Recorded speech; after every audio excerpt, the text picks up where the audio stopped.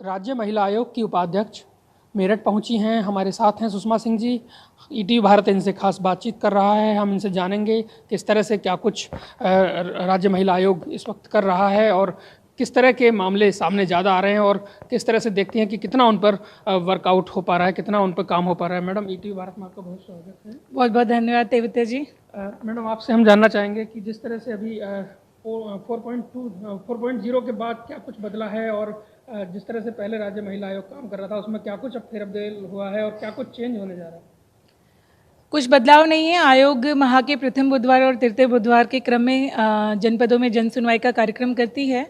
तो उसी के क्रम में आज मेरी जन सुनवाई मेरठ है और अभी मैं बागपत जन सुनवाई करने जा रही हूँ। तो आयोग निरंतर जनपदों में इसलिए जाता है ताकि एक ट्रांसपेरेंसी के साथ और एक मजबूती के साथ सरकार जो पारदर्शिता के साथ काम कर रही है, महिलाओं को सुरक्षा और सम्मान की वजह से हम योगी जी ने दोबारा सरकार बनाई है और महिलाओं ने और लड़कियों ने खासकर बहुत विश्वास और बहुत प्रेम दिया है। तो उसी विश्वास को बरकरार रखने के लिए बहुत ही ट्रांसपेरेंसी से जो उनकी मदद कर सकते हैं हम उस मदद को करने के लिए हम जनपदों में जन सुनवाई के और जन चौपाल के कार्यक्रमों में प्रतिभाग करते हैं। आज मेरठ आना हुआ है और इस बीच में क्या कुछ दिशा निर्देश आपने दिए हैं, क्या कुछ कमियां मिली हैं यहाँ पे? मैंने अभी कुछ दिन पहले वन स्टॉप सेंटर का निरीक्षण किया था तो वहाँ पे कुछ खामियां थी, कुछ अनियमितताएं पाई गई थी, तो उनको ठीक कराया गया है। और यहाँ पे लगभग आज 12 या 13 केसेस आए थे। 13 केसेस डिफरेंट थे। मूल केसेस जो हमारे थे वो शादी और साथ नहीं रहना चाहते या पति के द्वारा प्रताड़ित। थोड़ा सा सवाल अलग है। देख रहे हैं कि ज्ञानवापी को लेके काफ़ी चर्चाएं हो रही हैं और जिस तरह से वहाँ पे अभी देख रहे हैं कि कुछ विपक्षी नेता तो लगातार उस पर तरह तरह की बातें बोल रहे हैं। विपक्ष का तो काम है, अगर कोई विषय कहा जाए सत्य है तो वो कहेंगे असत्य है, कोई बात हम मुद्दा कहेंगे ये असत्य है तो कहेंगे नहीं यही सत्य है। तो विपक्ष जब वो आपने उसका नाम विपक्षी लिया है तो जो हम कहेंगे वो उसका उल्टा ही कहेंगे। अभी ज्ञानवापी को लेकर आपकी क्या प्रतिक्रिया है? जिस तरह से मैं एक कोर हिंदू महिला हूँ, हिंदू संस्कृति और धर्म को मानती हूँ, भारत की नागरिक हूँ, भारत माता की जय कहने वाली हूँ। जिनको मुझसे दिक्कत है वो इस देश को छोड़ के जाएं।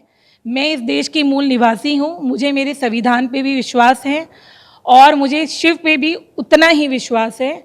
आज तक का हमारा इतिहास है, जब जब मंदिरों को नीचे से खुदाई हुई है, जहाँ जहाँ मस्जिदें बनी हैं या कोई भी ऊपर बना हो भवन, तो हमारे जो नीचे खुदाई के समय में या तो गणेश भगवान की प्रतिमा मिली है या लक्ष्मी माँ की प्रतिमा मिली है या हमारे शिवलिंग मिले हैं। और इससे ज़्यादा मैं क्या कहूँगी मेरे देश की खूबसूरती के बारे में कि नाग देवता स्वतः सुरक्षा करने के लिए शिवलिंग के प्रस्तुत हो जाते हैं। इससे ज़्यादा आप लोग कौन से सत्य का दर्शन करना चाहते हैं? हमारे यहाँ पे तो हमने देखा, अगर आप राजस्थान जाएंगे तो एक मंदिर को मिसाइल जो है वो नहीं उड़ा पाई थी, वहाँ भगवान का वास था। अगर आप देखेंगे कोणार्क मंदिर को या सूर्य मंदिर को तो वो इस तरीके से चलता है साइंटिफिकली। अगर आप हमारे देखेंगे ज्योतिर्लिंगों को तो उसको आप देखेंगे तो उनकी मील को, और हनुमान चालीसा को देखेंगे, ये साइंटिफिक वाले तो पता नहीं क्या कर रहे हैं।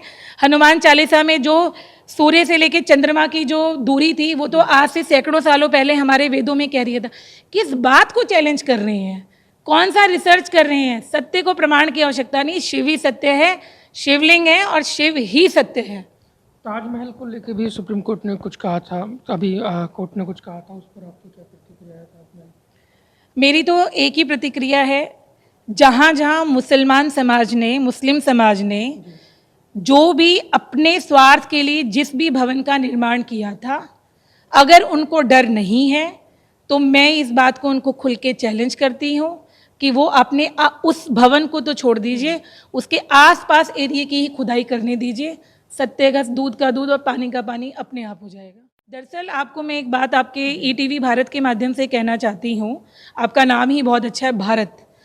आपके चैनल के माध्यम से मैं ये कहना चाहती हूँ, चाहे ओवैसी जी हो, चाहे अखिलेश जी हो, चाहे आदरणीय सोनिया गांधी जी हो, चाहे प्रियंका गांधी जी हो, जब कहीं उनके प्रदेशों में जहाँ कांग्रेस की सरकार है रेप हो जाते तब इन सबके मुंह पे टेप लग जाते हैं। और जब हमारे यहाँ पे कोई घटना हो जाती है, चाहे वो शिवलिंग प्रस्तुत हो या कोई और मुद्दा हो, तो ये सबकी भाषा एक ही हो जाती है। क्यों इस देश को ये बांटने की का काम कर रही हैं, फिर बांट ये खुद ही रहे हैं और फिर इल्ज़ाम जो है ये हमारे ऊपर लगा रहे हैं। अगर ये कुछ समय हमारा साथ दें तो मुझे लगता है ये हमारे देश को दोबारा से सोने की चिड़िया बनाने में मदद कर पाएंगे हम हिंदुस्तानियों की। बल्कि ये चाहते हैं शायद हम गुलाम ही रहें, क्योंकि ये गुलाम देशों से ही आकर यहाँ पर बसे हैं, तो इनकी जो डीएनए में ही गुलामी है। और हम स्वतंत्र देश के स्वतंत्र नागरिक हैं और हमारे संविधान ने भी हमें स्वतंत्र रहने का एक तरीके से मतलब हम उसका पालन भी करते हैं। तो हम स्वतंत्र देश के स्वतंत्र नागरिक हैं। हमारी आस्था को अगर कोई चोट पहुंचाता है तो ये उसको समझना चाहिए, और अगर वो भारत का नागरिक नहीं है तो हमारा गृह मंत्री जी से निवेदन है कि इनको बाहर का रास्ता दिखाया जाए। मैडम, एक और सवाल है, जैसे देख रहे हैं कि जिस तरह से महिला उत्पीड़न के मामले आते हैं और भी जो भी शिकायतें आपके पास आती हैं, उसमें पुलिस का कितना सहयोग मिलता है? 5 साल पहले तो बिल्कुल नहीं मिलता था। उसके बाद जब योगी जी का बुलडोजर कुछ चला था तब कुछ मिलने लगा था, और इस समय जब योगी जी का बुलडोजर पूरा चल रहा है तो पूरा सहयोग मिल रहा है। क्या लगता है जो महिला उत्पीड़न के मामले हैं इनमें भी जो कहीं ना कहीं परेशान करने वाले लोग हैं, ऐसे लोगों पे बुलडोजर चलना चाहिए? हर प्रकार की योगी जी के सामने किसी भी प्रकार का मुद्दा जाता है और वो जायज़ हो, बुलडोजर सब पे चलेगा। बहुत शुक्रिया। बुलडोजर केवल भवन निर्माण के लिए, भवन तोड़ने के लिए नहीं है, बुलडोजर व्यक्ति का निर्माण करने हेतु भी चलेगा। बहुत शुक्रिया ईटीवी भारत से बात करने के लिए। तो ये थी हमारे साथ में सुषमा सिंह, आज मेरठ आई हुई हैं और कुछ देर बाद बागपत का इन्हें दौरा करना है। इनका कहना है कि महिला सुरक्षा को लेकर तमाम कोशिशें की जा रही हैं और पहले से बेहतर अब व्यवस्थाएं हुई हैं। साथ ही इनका ये भी कहना है कि पुलिस भी अब ज़्यादा सहयोग करती है ऐसे मामलों में। श्रीपाल तेवतिया, ईटीवी भारत, मेरठ।